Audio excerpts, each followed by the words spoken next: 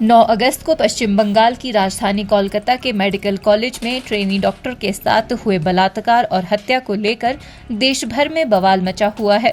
शिमला में मीडिया से बातचीत के दौरान भाजपा की राष्ट्रीय प्रवक्ता राधिका खेड़ा ने पश्चिम बंगाल की घटना के लिए ममता बनर्जी सरकार को जिम्मेवार ठहराया है। उन्होंने ममता सरकार पर आरोप लगाते हुए कहा कि देश की इकलौती महिला मुख्यमंत्री के शासन में महिला के साथ बलात्कार हुआ है। इस दौरान राधिका खेड़ा ने कांग्रेस पर भी निशाना साधते हुए कहा कि ममता बनर्जी से सब कांग्रेस नेता डर गए हैं।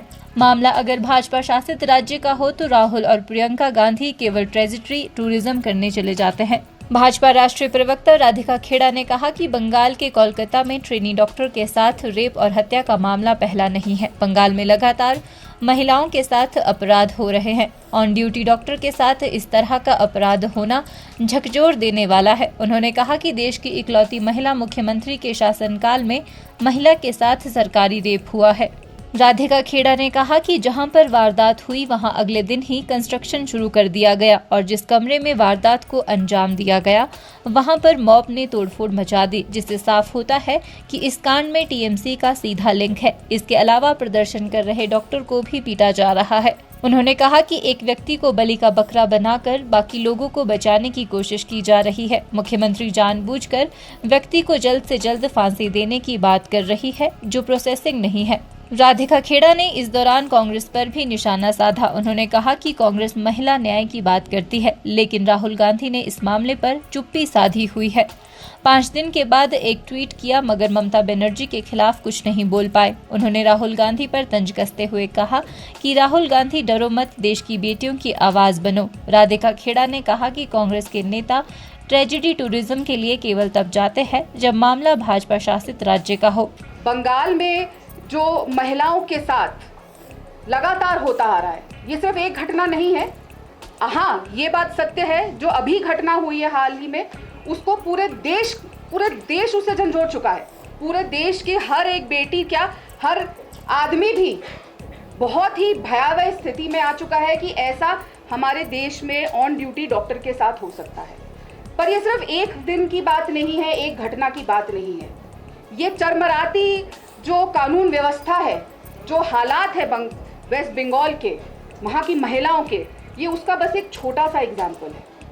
हालांकि किसी भी रेप को, किसी भी बलात्कार को, किसी भी ऐसे जघन्य क्राइम को हम छोटा नहीं कह सकते, लेकिन ये छोटा इसलिए मैं कह रही हूँ क्योंकि इतनी सारी हैं, तो ये एक हिस्सा है बहुत बड़ी चलते एक पूरे जो चीज़ चलती आ रही है।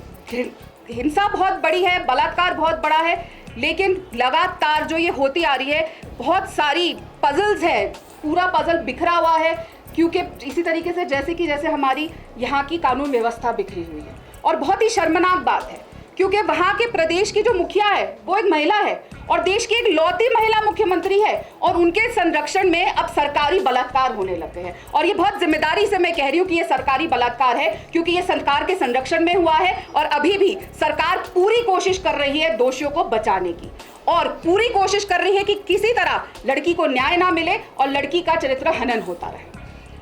9 अगस्त को हम सब को जानते हैं कि एक ऐसी घटना घटी जिसने पूरे देश को हिला दिया।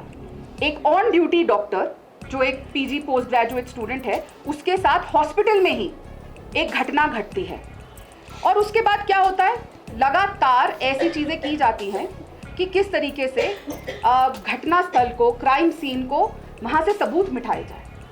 लगातार हम देखते आए, और सिर्फ इसमें प्रशासन नहीं, पुलिस, कॉलेज का प्रशासन ममता बनर्जी के इशारे में लगातार काम कर रहा है। हमने ये भी देखा किस तरीके से हॉस्पिटल के प्रिंसिपल ने, कॉलेज के प्रिंसिपल ने कोई शिकायत दर्ज नहीं करी। शिकायत तब दर्ज होती है जब लोग सड़कों पे उतरते हैं, लोग सवाल उठाते हैं और पूरे देश भर से आवाज़ें आती हैं। और ये मैं नहीं कह रही, ये हमारी कोर्ट ने, हमारे न्यायालय ने ये बहुत ही महत्वपूर्ण टिप्पणी करी और बहुत कड़ी निंदा करी कि क्या कर रहा था कॉलेज का प्रशासन और क्यों पुलिस में शिकायत दर्ज नहीं की गई।